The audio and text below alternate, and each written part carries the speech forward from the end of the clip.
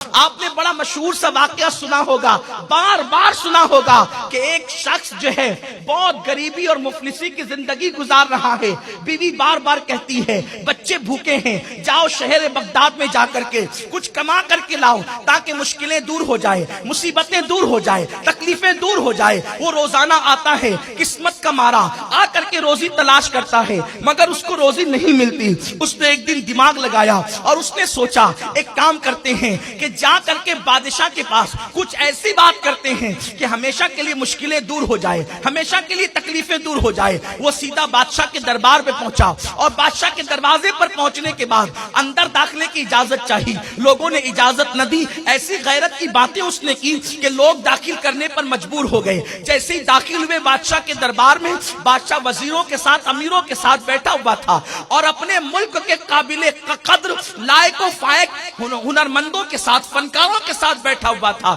بادشاہ کی دائیں طرف کی کرسی پر ترچی ٹوپی لگا کر ایک بہت بڑا پہلوان جلوگر تھا، دنیا اس پہلوان کو جنید کہتی تھی۔ اس نے کہا بادشاہ تیرا یہ جو پہلوان ہے جس سے کوئی پنجہ نہیں لڑاتا، میں اس سے لڑنے کی طاقت رکھتا ہوں۔ المختصر یہ بادشاہ نے ٹالنے کی کوشش کی، اپنی موت کو دعوت نہ دے، لیکن اس آنے والے غریب نے ایسی غیرت کی باتیں کی ہے کہ بادشاہ مجبور ہو گیا کہ ٹھیک ہے مقابلہ کروانے کے لیے تیار ہے۔ لیکن جب مقابلے کی تاریخ متعین ہو گئی، آنے والا چلا گیا، لوگ سارے میدان میں جمع ہو گئے۔ متعینہ تاریخ پر جب لوگ جمع ہو گئے، جمع ہونے کے بعد وہ آنے والا آ بھی گیا، جنید سے پنجہ لڑا بھی گیا، لیکن جیسے ہی دھول اور گرد اڑنے لگی، اس نے پنجہ پکڑ کر جنید سے کہا جنید مجھے پتا ہے تو اتنا بڑا پہلوان ہے بغداد کا کہ شرق سے لے کے غرب تک تیری بہادری کے چرچے ہیں، لیکن بات اتنی ہے یہاں تک تجھے لانے کے لیے میں نے جو محنت کی ہے اپنی غربت کو دور کرنے کے لیے کی ہے،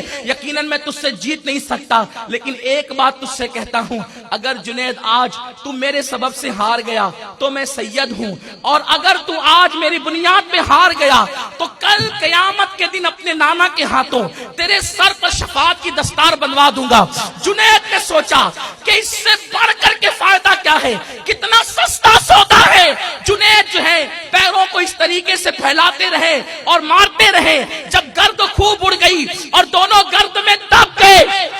وہ زمین پر تھے اور وہ دبلا پتلا غریب سا سید زادہ جو کوئی ہنر نہیں جانتا تھا وہ سینے پہ تھا۔ لوگوں نے کہا مقابلہ صحیح نہیں، دوبارہ یہی ہوا، سہ بارہ یہی ہوا۔ اس کے بعد لوگوں نے اس سید زادے کو کندھوں پہ بٹھایا اور جنید سے کہا کہ تو نے وزیروں جیسی تنخواہ لی ہے لیکن آج تو نے حکومت کا نام مٹی میں ملا دیا ہے۔ جنید اپنے گھر کی طرف بوجھل قدموں سے چلا۔ جنید نے آج ایک ہی نیکی کی تھی، جنید کی نیکی آج ایک ہی نیکی تھی، وہ آج سے پہلے پہلوان تھا، لیکن جب وہ بوجھل قدموں سے گھر پہنچا آنکھ سے آنسو جاری تھے۔ کبھی جنید نے ہارنا نہیں سیکھا تھا، لیکن جنید آج اس لیے ہار گیا تھا کہ مد مقابل میں نبی کا شہزادہ تھا اور شفاعت کی دستار کا وعدہ تھا۔ روتے روتے جنید کی آنکھ لگی تو کیا دیکھا، مدینے والے مصطفیٰ تشریف لائے، ارشاد فرمایا میرے نواسے نے قیامت کا وعدہ کیا ہے، آج لا میں تیرے سر پر ولایت کی دستار باندھ دوں اور قیامت میں شفاعت کی دستار عطا کر دوں۔